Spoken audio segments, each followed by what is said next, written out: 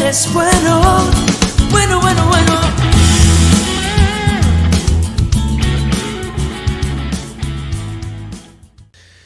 Juan capítulo 14, versos del 1 al 14. El título de la exposición en esta tarde es La fe en la vida cristiana. La fe traducida como confianza del creyente en lo que son las promesas del Señor. Y dice así, en el nombre del Dios Trino, Padre, Hijo y Espíritu Santo. No se turbe vuestro corazón. Creéis en Dios, creed también en mí. En la casa de mi Padre muchas moradas hay. Si así no fuera, yo lo hubiera dicho. Voy pues a preparar lugar para vosotros. Y si me fuere y os preparare lugar, vendré otra vez y os tomaré a mí mismo, para que donde yo estoy, vosotros también ¿qué? Estéis. Y sabéis a dónde voy, y sabéis el camino. Le dijo Tomás: Señor, no sabemos a dónde vas. ¿Cómo pues podemos saber el camino? Jesús le dijo: Yo soy el camino, la verdad y la vida. Nadie viene al Padre sino por mí. Si me conocieseis, también a mi Padre conoceríais. Y desde ahora le conocéis y le habéis visto. Felipe le dijo: Señor, muéstranos al Padre y nos basta. Jesús les dijo: ¿Tanto tiempo hace que estoy con vosotros y no me has conocido, Felipe? El que me ha visto a mí ha visto al Padre. ¿Cómo pues dices tú, muéstranos el Padre? ¿No crees que yo soy en el Padre y el Padre en mí? Las palabras que yo os hablo, no las hablo por mi propia cuenta, sino que el Padre que mora en mí, Él hace las obras. Creedme que yo soy en el Padre y el Padre en mí. De otra manera, creedme por las mismas obras. De cierto os digo, el que en mí cree, las obras que yo hago, Él las hará también, y aún mayores hará, porque yo voy al Padre. Y todo lo que pidieres al Padre en mi nombre, lo haré para que el Padre sea glorificado en el Hijo. Si algo pidiereis en mi nombre, yo lo haré. Así que pueden sentarse, mis amados hermanos. La fe en la vida cristiana. El pasado domingo, pues, precisamente nuestra reflexión fue basada en el texto de Juan capítulo 13, que fue sobre el lavamiento de los pies de los discípulos. Y habíamos compartido que Juan 13 es parte de esos discursos de despedida, ya anticipando Cristo que el momento de su sacrificio estaba cerca. Juan capítulo 14 viene a ser parte de esos discursos o esa serie de diálogos que no solamente llevaban un consuelo y unas enseñanzas sumamente fundamentales para los discípulos, sino que son también para nosotros como iglesia hoy, como seguidores de Jesús que somos. Entonces, aquí la fe la vamos a ver dentro del contexto, no solamente de aquello que nos justifica delante de Dios por medio de la fe en Cristo, o sea, en términos posicionales, sino en el aspecto de la fe cristiana en los momentos de pruebas en la vida diaria. Los creyentes no estamos exentos de pruebas, específicamente de aquellas noticias que llegan a nosotros que nos sorprenden. Lo hemos dicho que con la pandemia así sucedió, esto fue completamente sorpresivo para la humanidad. Pero en el plano particular, así también llegan noticias que pueden resultar difíciles y que nos pueden estremecer. En el contexto de los discípulos aquí, de acuerdo a Juan capítulo 14, pues como le dije anteriormente, cuando prediqué el pasado domingo acerca de Juan 13, o sea, ya Jesucristo estaba haciendo su despedida. Estaba a la víspera del momento grande del sacrificio de Él en la cruz del Calvario. Les dio una lección de humildad que la pudimos reflexionar el pasado domingo. Pero aquí en esta ocasión este discurso se concentra en darle tranquilidad y al mismo tiempo recordarle promesas y hasta enseñarles principios teológicos muy importantes para ellos y para nosotros. Y tiene que ver con la fe, o sea, confiar. El verso 1, según la versión Reina Valera del 60, habla de no se turbe vuestro corazón. Y lógicamente me viene a la mente turbulencia. Turbulencia, cuando estamos en un avión, que es donde más se nos hace más conocido este término, pues tiene que ver cuando de momento ese vuelo que va de una manera suave, de una manera muy tranquila, sin embargo nos es sorprendido por unos cambios, ya sean de viento o las causas que sean atmosféricas, y ese avión no es que se vaya a caer, pero tiene una inestabilidad en ese momento. Pese a los que la tecnología de la aviación ha avanzado, sin embargo, pues todavía no se pueden prevenir estos asuntos de ¿qué? De turbulencia, no se pueden. O sea, siguen siendo sorpresivas. O sea, todo lo que tiene que ver ya sea en el plano aéreo o en el plano marítimo, sigue habiendo sorpresas, porque aún los pescadores más experimentados pueden de momento ser sorprendidos por una tormenta, porque hay cosas en la vida que sencillamente no tenemos control. Ahora, si nosotros simplemente nos concentramos en el hecho de que no tenemos control de esos eventos, entonces vamos a caer en una desesperación desmedida, porque nos va a atemorizar, nos va a crear pánico, e inclusive no vamos a querer ni salir de nuestras casas. Sin embargo, Jesucristo lo que está diciendo, bueno, hay unas turbulencias que vienen pronto. En este contexto era ¿qué turbulencias? Bueno, de momento, luego de haber pasado 3 hermosos años de convivencia, donde los discípulos gozaron de la enseñanza de Jesús directamente. De hecho, el mejor seminario teológico lo tuvieron los discípulos, porque estuvieron con la enseñanza a primera mano del fundador, de la cabeza del cristianismo, que es Cristo. Ellos gozaron de esa convivencia, no solamente de las enseñanzas, también participaron momentos de descanso y de alegría con Jesucristo. Tuvieron momentos también donde su fe fue probada, pero con el fin de perfeccionarlos para lo que ellos iban a llevar a cabo. Participaron también en que ellos, bajo la autoridad de Jesús, reprendieron demonios y personas fueron sanadas. Predicaron el evangelio y gente vino a la fe. O sea, fueron 3 años sumamente maravillosos. Y de momento, esa estabilidad, de momento, todas esas experiencias tan hermosas fueron sacudidas. Todo cambió. De la noche a la mañana ya todo iba a ser diferente. ¿Por qué iba a ser diferente? Primero, porque Jesucristo físicamente se iba a ir. O sea, Jesucristo iba a morir en la cruz, iba a resucitar. Pero en su resurrección no implicaba que él entonces se quedaba con los discípulos allí, enseñándoles y siguiendo como lo que había hecho 3 años antes. No, sino que él resucitaba para luego ascender a los cielos y delegarles a ellos el trabajo de llevar el evangelio, o sea, la gran comisión. Así que esto es un cambio sumamente dramático. Primero, ya Jesucristo físicamente no iba a estar entre ellos. Allí habían una gran razón para turbarse. Ya había una gran razón para sentirse conmovido, con sentirse sacudido por el amor que ellos tenían a Jesucristo, más al mismo tiempo la seguridad que gozaban de tener a Jesucristo presencialmente con ellos. Lo segundo es que dentro de todos estos cambios súbitos iban a haber entonces unas experiencias, unas emociones encontradas en los discípulos. ¿Por qué? Estos discípulos que estuvieron unidos a Jesucristo y unidos entre ellos, ahora de momento se iban a dispersar. El temor iba a entrar, porque Jesucristo se va, Jesucristo va a morir en la cruz. Quiere decir que nosotros que nos hemos identificado con Él, ¿iremos por la misma suerte? O sea, ¿vamos a pasar por lo mismo que que el Maestro está pasando?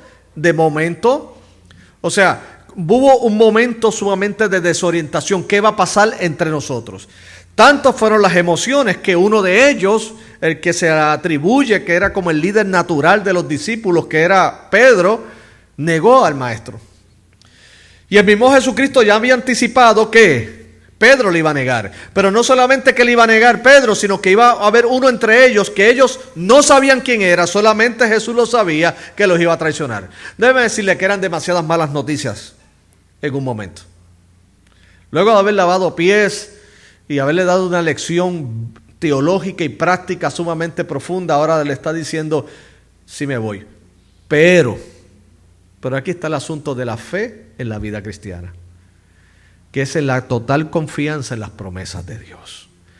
Porque acompañando todos estos eventos, él dice en el verso 14, de hecho, de acuerdo a la manera en que lo presenta Juan, en los versos previos al capítulo 14, es cuando se habla del anuncio de la negación de Pedro. Entonces, ante todo ese panorama tan turbulento, Jesús le dice: no se turbe vuestro corazón. Creéis en Dios, creed también que en mí. Le voy a decir algo que hermoso. No hay cosa más hermosa, mis queridos hermanos, que cuando hay momentos así que nos sacuden, que son muchos cambios súbitos, que nos desorientamos mentalmente, emocionalmente, espiritualmente. Sin embargo, viene una voz, y no es una voz simplemente, es de quién viene esa voz. En este caso de Jesucristo. De Jesucristo, de quien no solamente les llamó, sino que teológicamente es aquel que sustenta la vida, de acuerdo a Juan en su evangelio, y también el apóstol Pablo en Colosenses. O sea, de acuerdo a Juan y a Pablo, Jesús tiene el control de todo, puesto que todas las cosas en él subsisten y fueron creadas. Entonces, de aquel que tiene el control de todo, porque no solamente tiene el control de la faceta religiosa mía, es de toda mi vida, y Él tiene el control de la historia y de la humanidad. Me está diciendo que en medio de esa vorágine de malas noticias y de emociones encontradas, te dice: no se turbe vuestro corazón, estén tranquilos. Wow. Estén tranquilos. No solamente es bonito lo que Él dice, sino de quién viene.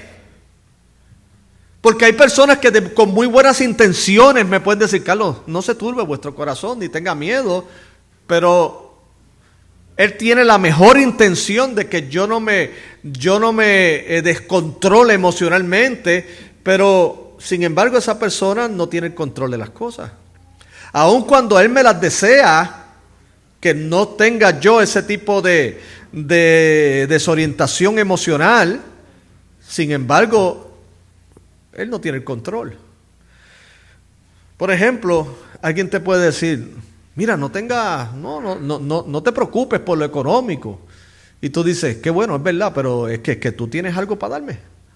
Y él te dice: no, yo estoy peor que tú. Ok. Entonces quiere decir que es que no me ahogo solo, me ahogo en compañía. Ok. O alguien te puede decir: no temas en cuanto a eso, no temas. Y sin embargo tú ves que tú le dices: pero ¿y por qué tú me dices que no temas? ¿Qué tú sabes que yo no sé? Y él te va a decir: no, yo no sé nada, lo único que digo es que no temas. Porque me lo dijiste tú. Ahora, cuando viene alguien, por ejemplo, y tú eres estudiante universitario, necesitas...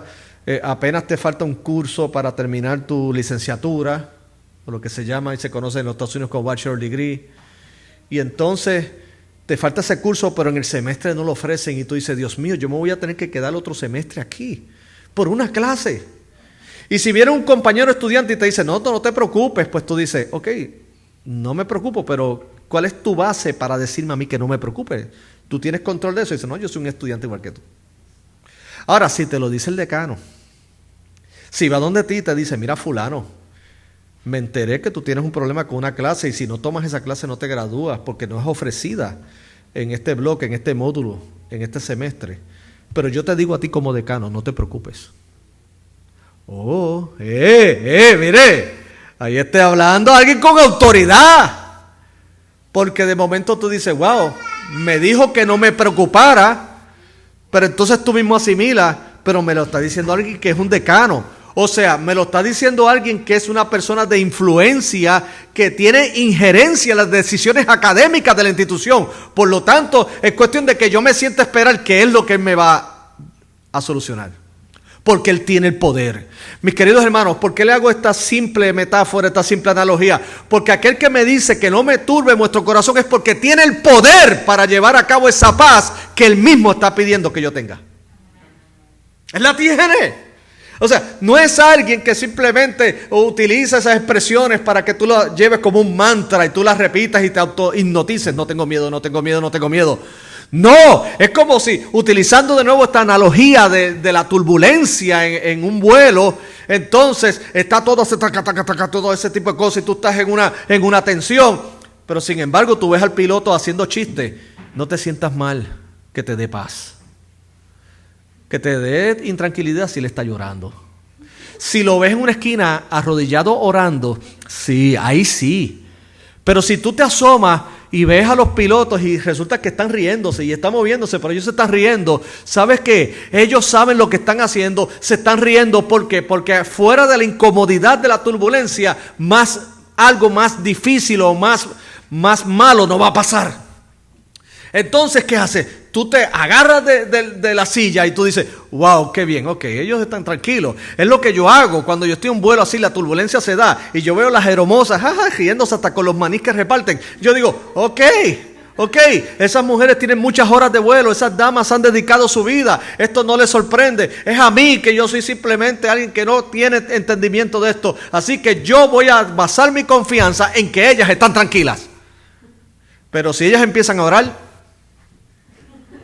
vamos a empezar el círculo de oración en el avión.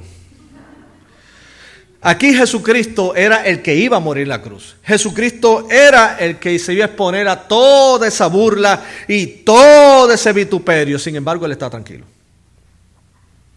Entonces él le dice, Juan capítulo 14, que es una expresión hermosa, bien pastoral, bien amorosa. Dice, no se turbe vuestro corazón. No se turbe. Entonces, ¿qué tiene que ver esto con la fe en la vida cristiana? Para aplicar este pasaje para nosotros hoy como palabra de Dios, ¿qué es? O sea, la fe, mis queridos hermanos, no es algo pasivo. O sea, no es algo que simplemente yo tengo un asentimiento mental e intelectual acerca de quién es Cristo y ya, sino que la fe es viva, la fe es dinámica. Santiago lo dijo, no solamente en términos de que la fe hace obras para glorificar a Dios, sino que la fe es dinámica en cuanto a confiar en las promesas de Dios.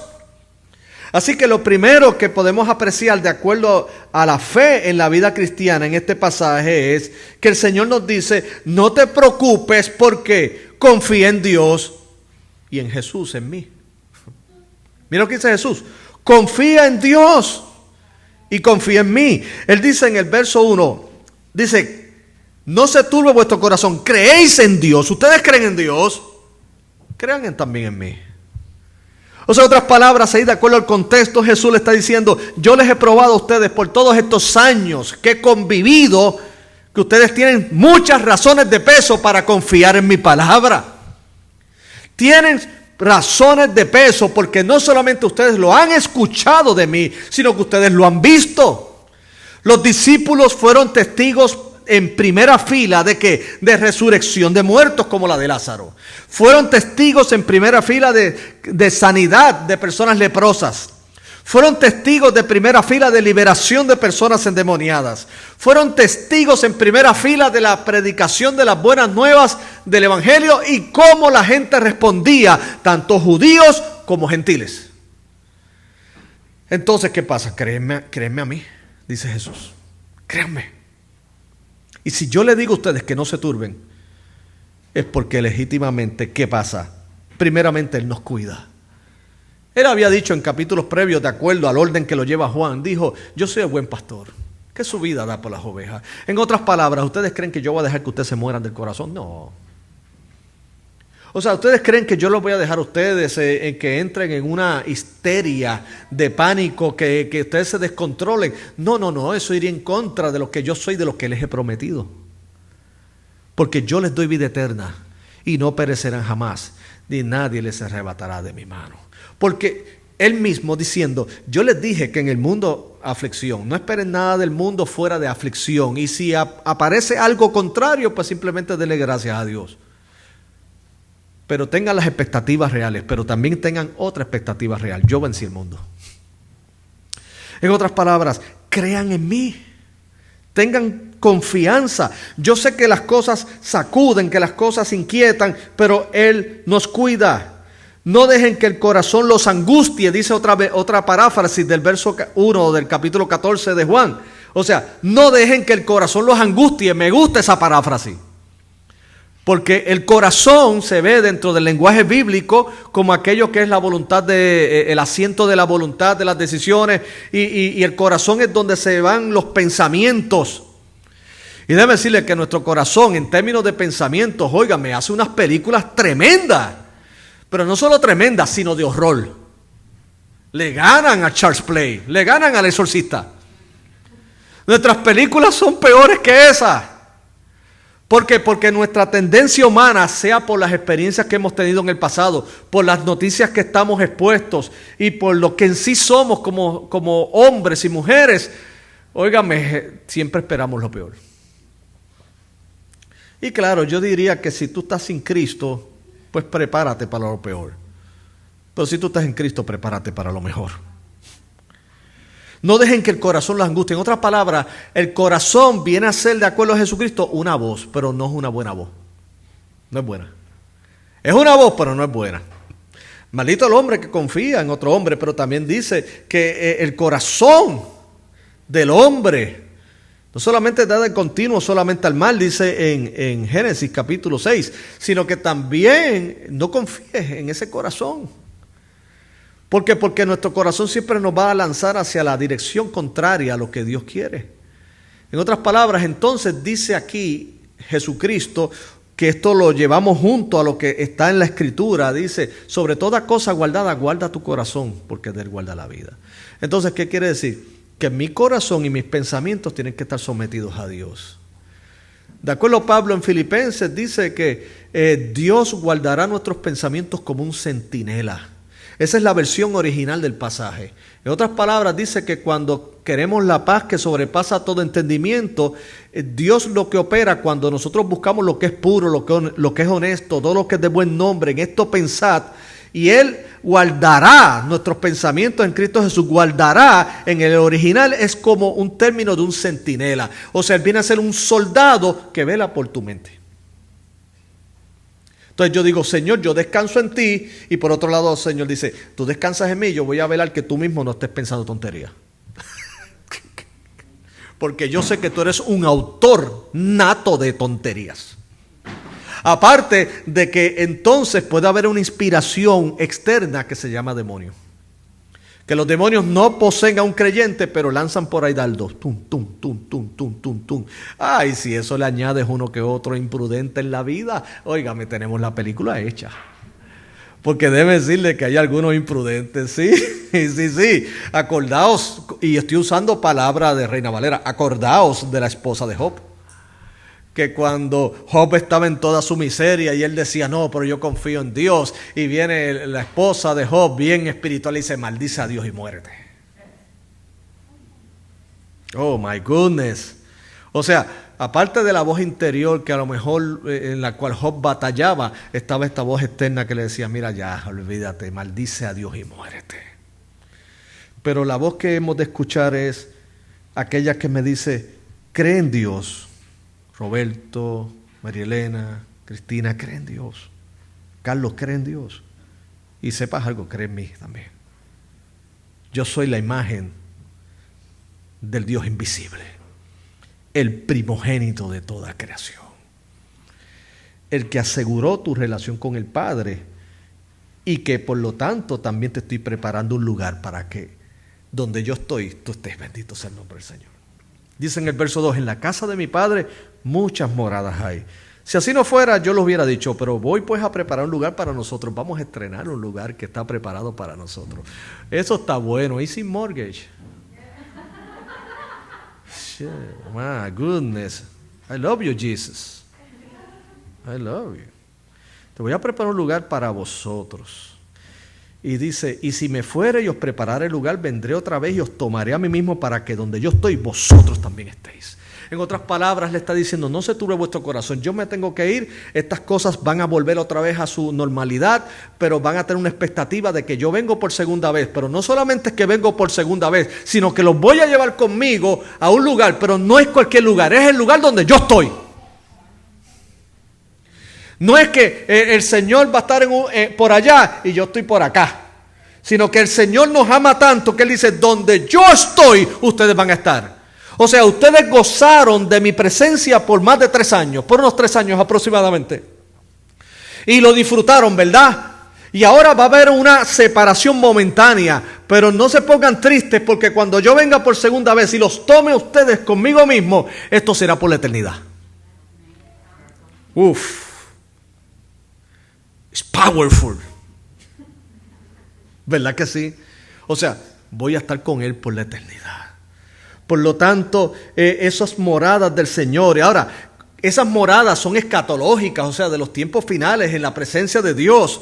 Pero hoy yo te diría que hay muchas moradas en este plano humano, hablando metafóricamente.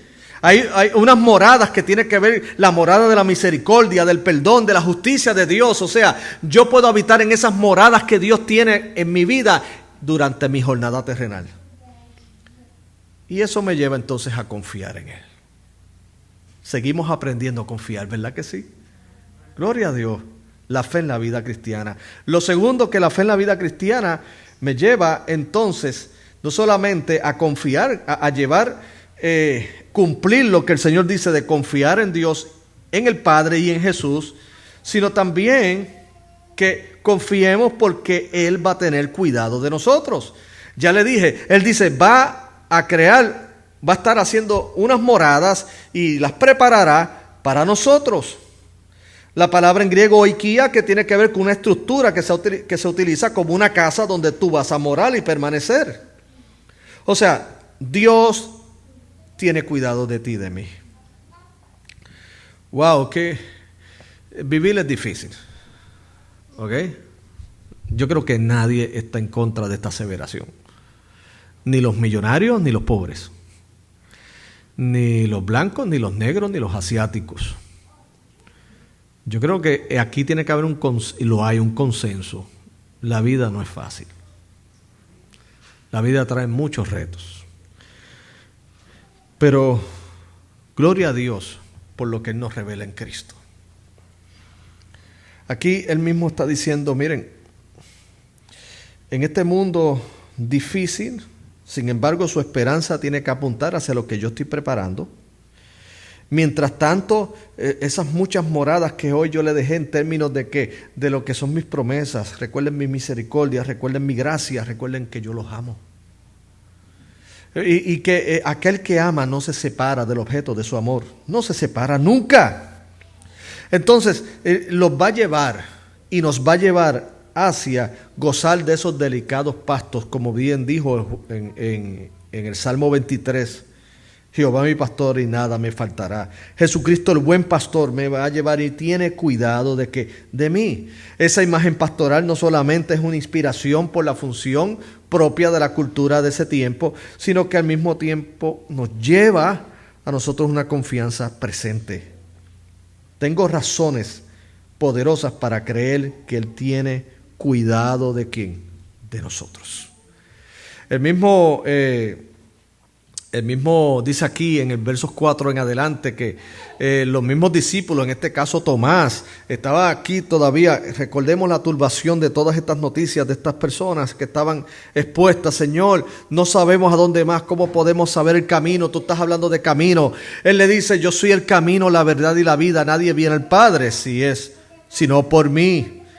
Entonces, eso fue Tomás y me gusta del texto cómo todos comenzaron a hablar. Hay otros pasajes que no te ponen las conversaciones de otros que no sea de Pedro. Por lo regular, Pedro tiene el protagonismo. Pero aquí está todo el mundo hablando. Es como cuando todo el mundo está así en turbación y está así preocupado, que todo el mundo empieza a hablar a la vez. Tomás le dice, está bien, pero ¿cómo podemos saber el camino? Y él le dijo, yo soy el camino, la verdad y la vida. No viene al Padre si no es por mí. Tranquilo, Tomás. Ok, ¿quién más tiene otra duda? Entonces Felipe saltó, yo tengo otra. Somos bautistas, está bien, por orden. Ok. Moción para aceptar la pregunta de Felipe. ¿La aceptaron? Ok, gracias a Dios que no eran bautistas, que todos podían hablar. Entonces, Felipe le dijo, Señor, muéstranos el Padre y nos basta. Y él le dijo, tanto tiempo que estoy con ustedes y no me has conocido, Felipe. El que me ha visto a mí ha visto al Padre. ¿Cómo pues dices tú, muéstranos que el Padre? ¿No crees que yo soy en el Padre y el Padre en mí? Bendito sea el nombre del Señor. Las palabras que yo hablo, no las hablo por mi propia cuenta, sino que el Padre que mora en mí, Él hace las obras. Creedme que yo soy en el Padre y el Padre en mí. De otra manera, creedme por las mismas que obras. Todo esto tenemos que verlo dentro del contexto de la ansiedad del momento. Tomás preguntó, Felipe preguntó, pero lo mejor de todo es que Jesús contestó. ¿Y cómo contestó? En amor. Te entendí, Tomás, pero te recuerdo, yo soy el camino, la verdad y la vida. Felipe, te entendí, pero sepa, te recuerdo que yo soy en el Padre, el Padre y yo uno somos. Recuérdalo.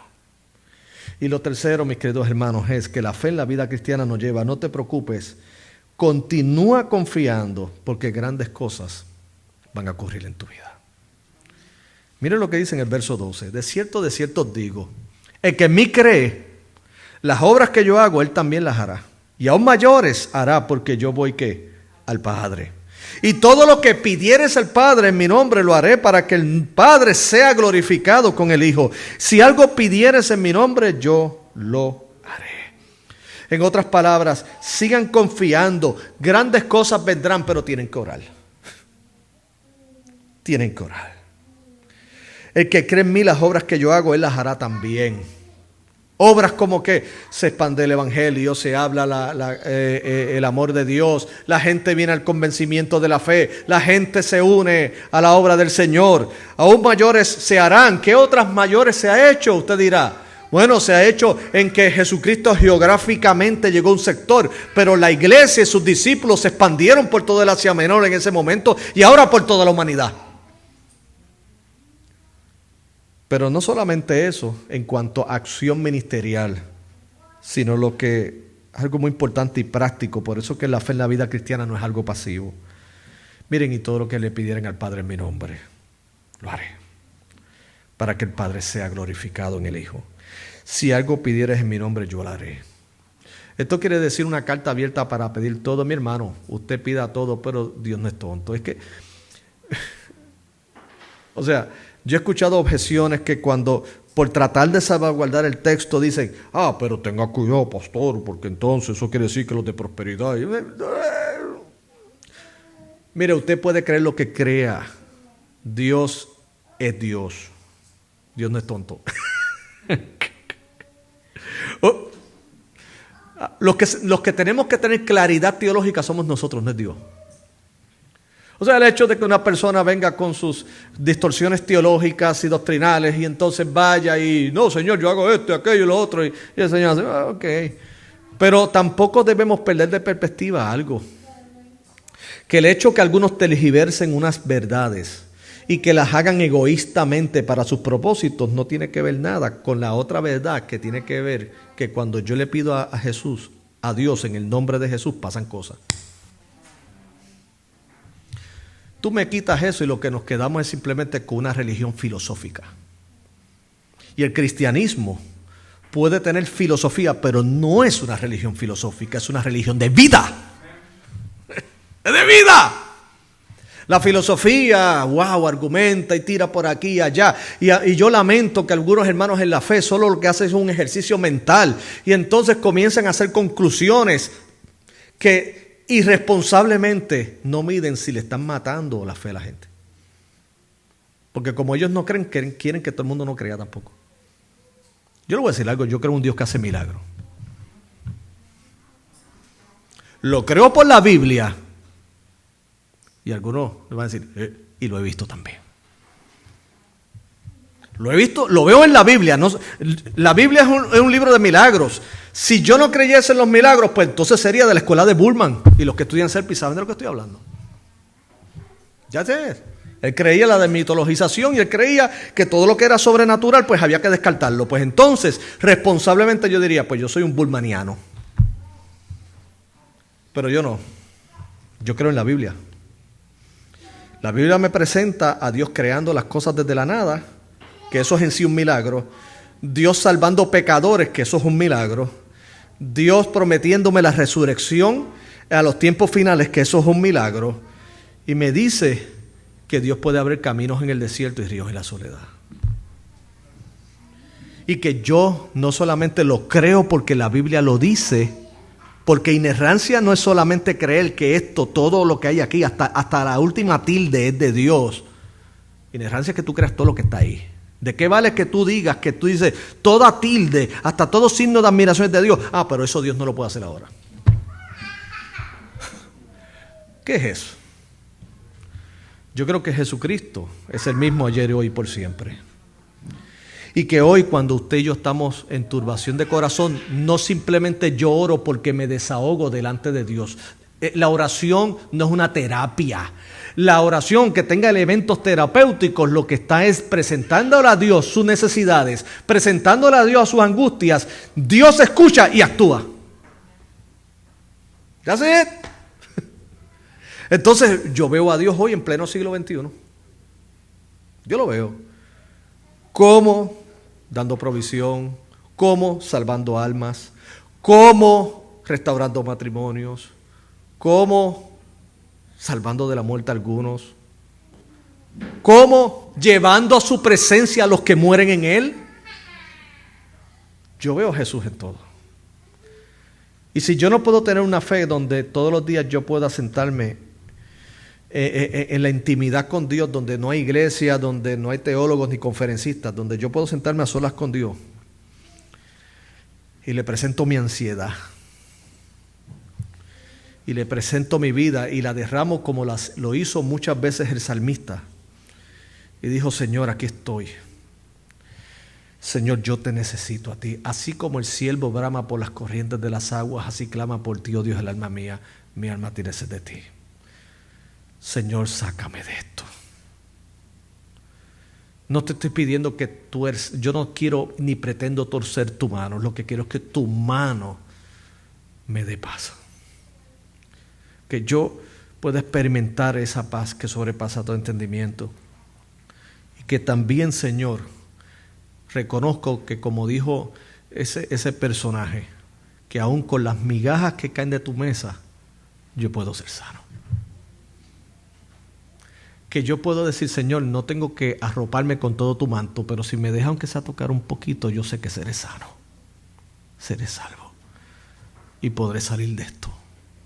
Y podrás restaurar a mi familia, o me podrás proveer de un hogar, o me podrás proveer de unos ingresos. Señor, porque tú eres el Dios de misericordias. Y yo te exhorto como pastor que lo hagas. Ora mucho. Ora. Te pido y perdone la redundancia. Pide a Dios. Si Él no da, es soberano.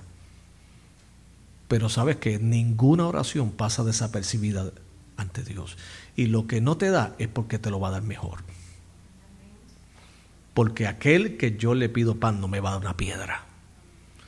Y que en el proceso nos dé paz. Pero por favor, yo te pido, iglesia, pide. Ora. Una teología que lo que hace es que básicamente te decepciona de la oración, no es bíblica. Una teología que te hace perezoso de la oración no es buena, no es sana. No es sana. Toda teología te tiene que llevar a las rodillas delante de Dios, en comunión con Él, a buscar de Él y entender las preciosas verdades del Evangelio.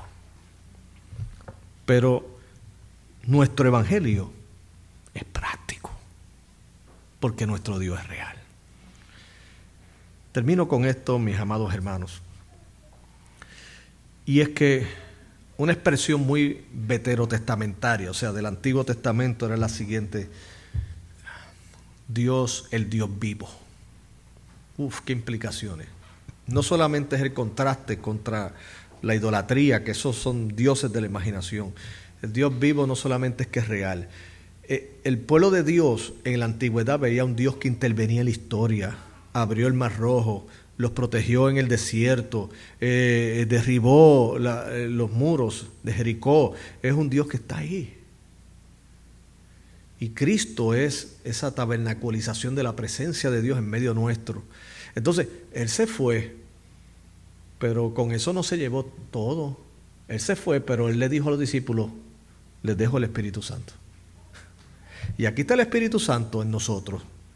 Gloria a Dios. Aquí está el Espíritu Santo. ¿Ok? Usted mira: pastor, no he sentido nada. No tienes que sentir nada. Tú tienes que creerlo. Él está aquí. Ay, si lo siente, gloria a Dios también. Pastor, se puede sentir. Dios puede hacer lo que Él quiera. You know what I mean? Dios puede hacer lo que Él quiera. Ay, pero eso es confiar en mis emociones. Deje la bobería.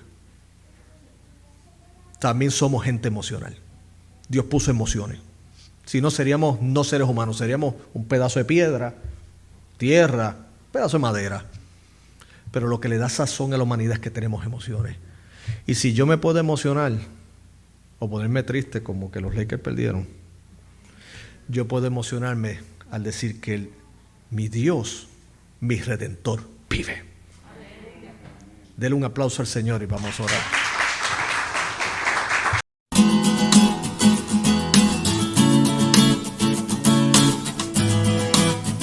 Eres bueno, bueno, bueno, bueno.